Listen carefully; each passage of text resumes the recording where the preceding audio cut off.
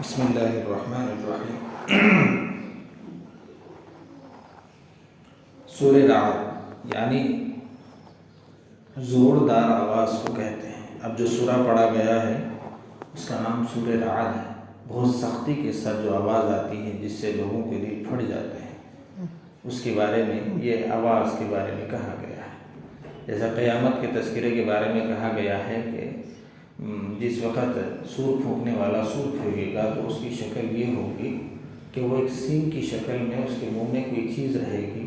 جس سے وہ آواز کرے گا، تو ہر جاندار اس کی آواز سے فنا ہو جائے گا، مر جائے گا، دل پھٹ جائیں گے اور وہ موت کا شکار ہو جائے گا۔ یہاں تک کہ دنیا کی جو بڑی بڑی چیزیں ہمارے سامنے نظر آتی ہیں جیسے پہاڑ ہیں اور دوسری چیزیں ہیں، تو وہ بھی اس کی آواز سے بالکل روئی جس طرح ہو جاتی ہے، کالعہن المنفوش، روئی کی طرح، جس طرح آدمی ہاتھ سے کرنے کے بعد روئی کے بورے بورے گر جاتے ہیں، اسی طرح پہاڑوں کے اور سارے ذرات اسی طرح گریں گے۔ تو یہاں پر سب سے پہلے ایک حروف سے شروع کیا گیا ہے، اس کو حروف مقطعات کہتے ہیں۔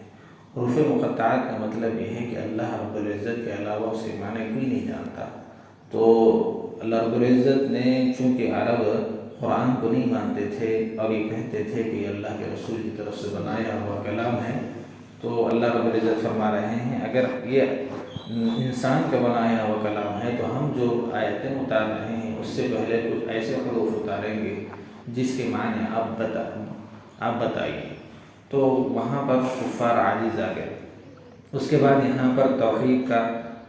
وہ توحید کی بیان ہوا، اور توحید کا یہ بیان ہوا کہ بھئی ساری چیزوں کا جو ظاہری اعتبار سے پیدا کرنے والا ہے وہ تو خدا ہے، لیکن ایسا نہیں ہے کہ بندے کو پیدا کر کے چھوڑ دیا، بلکہ پیدا کر کے انہوں نے ساری چیزوں سے حفاظت کے لیے ساتھ میں انسانوں کے فرشتے بھی مقرر کر دیے کہ وہ کوئی انسان کو نقصان نہ پہنچائے۔ اور قیامت کے بارے میں جیسا ہی کہا گیا، قیامت کے بارے میں کافر اور مشرک انکار کرتے تھے۔ وہی کیا ہے کہ آدمی اب دنیا میں آتا ہے، جیتا ہے اور مر جاتا ہے، چلا جاتا ہے، اس کے بعد کوئی اس کا نام و نشان نہیں رہتا۔ تو اللہ رب العزت فرما رہے ہیں قیامت کا آنا یقینی ہے، لیکن یہ لوگ جو کہہ رہے ہیں ہم انسانوں کو دوبارہ اٹھانے پہ تعجب نہیں کریں گے، نہ ہمارے لیے یہ بوجھ ہے، بلکہ یہ لوگ جو کہہ رہے ہیں ان کے کہنے پہ ہم کو تعجب ہے کہ بھئی دوبارہ اٹھایا کیسے جائے گا۔ تو ان کے یہ بول پہ ہم کو تعجب ہے، اس لیے کہ دنیا میں آنے سے پہلے یہ بھی نہیں سوچ سکتے تھے کہ ہماری دنیا میں کس طرح آنے کا ایک نمونہ بنایا جائے گا، پھر ہم دنیا میں آئیں گے۔ تو یہ ان کی سوچ سے باہر تھا۔ اسی طرح ہم قیامت کو بھی ایسے، قیامت کے دن انسانوں کو دوبارہ ایسے اٹھائیں گے جو ان کی سوچ سے باہر ہوگا۔ لیکن نبی کے زمانے یہ بتایا گیا ہے کہ ہم آپ کو ہر حصے کے ساتھ جس طرح دنیا میں تھا اسی حصے کے ساتھ پھر دوبارہ قیامت کے دن اٹھائیں گے۔ اس کے بعد یہ کہہ رہے ہیں کہ یہاں تک کہ لوگ اگر کسی چیز کا انکار کرتے، اللہ رب العزت کا انکار کرتے، تو ہم ان کی ساری چیزوں سے، ساری چیزیں جو بھول رہے ہیں ان کو یاد دلانے کے لیے ہم ہر قوم میں ایک نبی بھیجتے تھے۔ اور فرمایا کہ نبی بھیجنے کے بعد اگر کوئی نہیں مانتا تو نافرمانوں میں شمار ہوتا تھا، اگر مان لیتا تو فرمانبرداروں میں شمار ہوتا۔ تو ہر قوم میں، ہر چیز میں، ہر دور میں اعتراضات کرنے والے نبی صلی اللہ علیہ وسلم کو بتا رہے ہیں کہ موجود رہے ہیں۔ آپ اس فکر میں نہ پڑیے کہ بھئی ہر زمانے میں اعتراضات کرنے والے ہیں اور انکار کرنے والے ہیں، اور جو مان گئے وہ فرمانبردار ہو گئے۔ دلائل کے ظاہر ہونے کے بعد، ساری معجزات کے ظاہر ہونے کے بعد کچھ لوگ تو مان گئے اور کچھ ہر درم ہو گئے۔ ہر درم ہونے والوں کی پکڑ تو ہم کریں گے، ماننے والوں کی انشاءاللہ بدلہ ہم دیں گے۔ اس کے بعد یہ فرمایا کہ متقین جو ہیں، جو فرما بردار ہیں، ان کی 8 علامتیں ہیں۔ 8 علامتیں کیسے ہیں؟ اللہ رب العزت فرما رہے ہیں میرے جو قریبی بندے ہیں ان کی پہچان یہ ہے کہ ان کے اندر 8 صفات ہوں گی۔ 8 صفات یہ ہیں کہ سب سے پہلے وفاداری کریں گے، وعدہ خلافی نہیں کریں گے، ہر چیز میں جو بھی کہیں گے سچی کہیں گے، پکی کہیں گے بات، اور پورا کرنے کا معاملہ کریں گے۔ اور دوسری بات یہ ہے کہ صلہ رحمی کریں گے، یعنی رشتہ داری کو جوڑیں گے، توڑنے کی، یہاں تک کہ اللہ کے رسول صلی اللہ علیہ وسلم سے فرمایا گیا اے اللہ کے رسول صلہ رحمی کیا ہے؟ کہا کہ صلہ رحمی وہ ہے جو توڑے اس کو جوڑ، جو دور ہو جائے اس کے قریب ہو جائے، جو دور ہونے کی کوشش کرے اس سے قریب ہونے کی تو کوشش کر۔ اللہ کے رسول صلی اللہ علیہ وسلم نے فرمایا، یہاں تک کہ فرمایا کہ اگر آدمی کچھ ناراضگی کی وجہ سے دور ہو جاتا ہے تو اگر وہ تیری طرف منہ بھی نہیں پھیرتا تو اپنا حق ادا کر، اس لیے کہ تیری پکڑ نہ ہو۔ اس کے بعد فرمایا کہ یہ تو متقین کی صفات ہے، اور ہر وقت خوف خدا ہے کہ معاملات میں لینے دینے میں، کچھ کرنے میں، اٹھنے بیٹھنے میں، سونے جاگنے میں ہر وقت اللہ کا خوف اس کے اوپر غالب ہے، کہ ہر وقت اللہ کا خوف غالب رہنے کی وجہ سے ہر وقت سنتوں اور احکام کی پابندی کے اوپر عمل کرتا ہے، اور آخرت کا خوف بھی غالب ہے کہ بھئی ہم کو یہاں سے دنیا سے جانا ہے، چند روزہ زندگی ہے،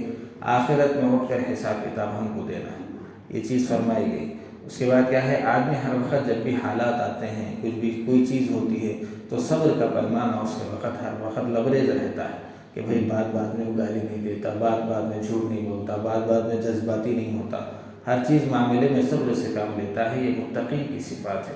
اس کے بعد فرمایا دیکھو متقین کی صفات میں سے یہ بھی ہے کہ وہ نماز کی پابندی کرتے ہیں۔ جو آدمی نماز کی پابندی کرتا ہے اس سے بھی یہ کہو کہ وہ اللہ تعالیٰ کا قریبی آدمی ہے اور متقی آدمی ہے۔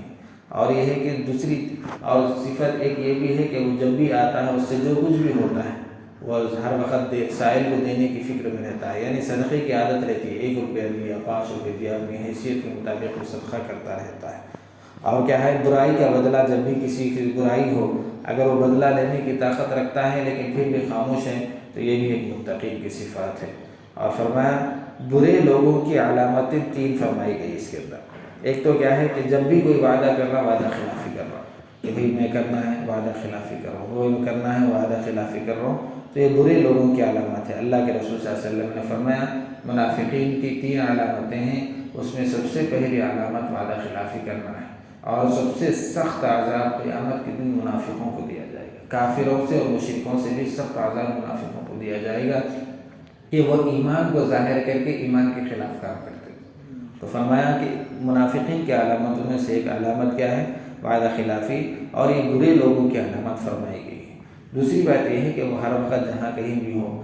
کہ رشتہ داری کو توڑنے میں پیش رہتے ہیں، تو ان کی بھی یہ برے لوگوں کی علامتیں ہیں۔ اور کہا کہ جہاں کہیں پر بھی ہو، تیسری علامت یہ فرمائی گئی ہے، جہاں کہیں پر بھی ہو لوگوں میں فتنہ فساد اور پھوٹ ڈالنے کی عادت رکھتے ہوں، کہ بھئی ادھر گئے ان کی بات کرے، ادھر گئے ان کی بات کرے، ادھر گئے ان کے خلاف ورغلائے، ادھر گئے ان کے خلاف ورغلائے، ہر جگہ فتنہ فساد، اس سے کیا لینا دینا؟ ایسی بات کیوں کریں ہم کہ جس سے نہ دین کا فائدہ ہو نہ دنیا کا فائدہ، جس سے ہمارا خود نقصان ہے، ایمان کا نقصان۔ اس لیے بہتر یہی ہے کہ آدمی جب وہاں پر کوئی غیر غلط بات ہو رہی ہے تو ہم وہاں سے اٹھ جائیں یا نہ سنیں، انجام مار دیں، تو اس سے ہمارے ایمان کی مضبوطی ہوتی ہے۔ اور ایمان کی خرابی کی علامت یہی ہے کہ آدمی غیر غلط بات کرے، ان کے بارے میں تذکرہ کرا، کیا مل رہا ہے ان کو کرنے سے، اس سے ہمارے ایمان کی خرابی ہے۔ تو فرمایا کہ اگر ہم کسی کے ذریعے کسی کے بارے میں اگر ہم زبان سے بات نکالتے ہیں، سامنے والا وہ اثر لیتا ہے، تو فرمایا یہ آدمی برے لوگوں میں شمار ہو جاتا ہے۔ یعنی بولنے والا، سننے والا تو بیچارہ وہ کان کچا ہے، وہ سن لے گا، واقعات صحیح کہہ رہا ہوگا، لیکن ایمان والے ہونے کے ناطے ایسی چیزوں سے پرہیز کرنا چاہیے۔ فرمایا کہ خصوصیت کے ساتھ ایمان والا جو ہوتا ہے، اللہ کے رسول صلی اللہ علیہ وسلم نے فرمایا وہ جلد باز نہیں ہوتا، کم ظرف نہیں ہوتا، جھوٹ نہیں بولتا، وعدہ خلافی نہیں کرتا، جذباتیت میں کام نہیں لیتا، مضبوطی کے ساتھ کام کرتا ہے، جب بھی بولتا ہے سچ بولتا ہے، حق بولتا ہے، ڈٹ کر بولتا ہے، اور فرمایا کہ سوچ سمجھ کر بولتا ہے، بغیر تحقیق کے نہیں بولتا۔ فرمایا بغیر تحقیق کے جو آدمی بھی بات کرے وہ سب سے پہلے نمبر جھوٹے میں شمار ہو جاتا ہے۔